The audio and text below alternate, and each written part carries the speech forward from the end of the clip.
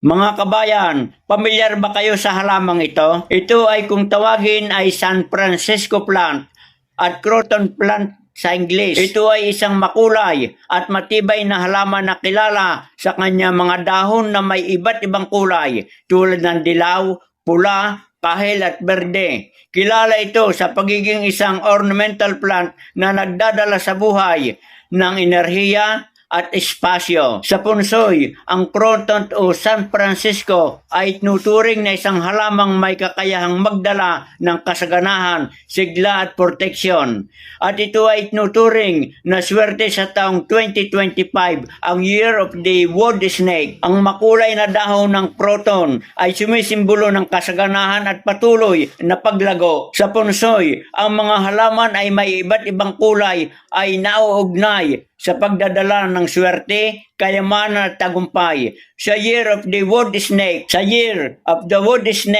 kung saan ang elemento ng wood ay sumisimbolo ng paglago, pagbabago. Ang croton ay magiging isang simbolo ng patuloy ng pag-unlad, hindi lamang sa pinansyal na aspeto kundi pati na rin sa personal na buhay.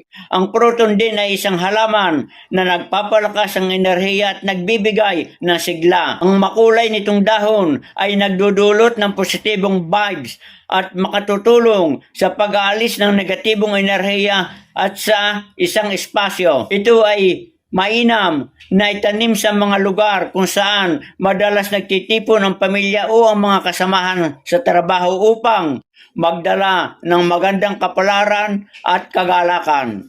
Ang croton ay sumisimbolo ng lakas, protection at unity sa mga relasyon. Ang pagkakaroon ng croton sa bahay o opisina ay pinaniniwalaang magdadala ng harmony at pagkakaisa sa pamilya at mga kaibigan. The Year of the Wood Snake, kung saan ang mga relasyon at connection ay mahalaga.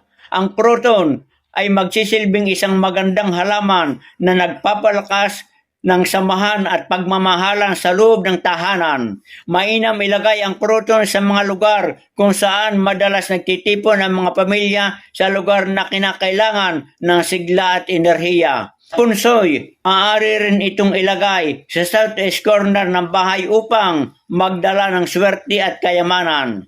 Siguraduhin, ang croton ay nakakakuha ng tamang sikat ng araw at hindi na overwatered upang mapanatili ang malusog nitong hitsura at magpatuloy na magdala ng positibong enerhiya.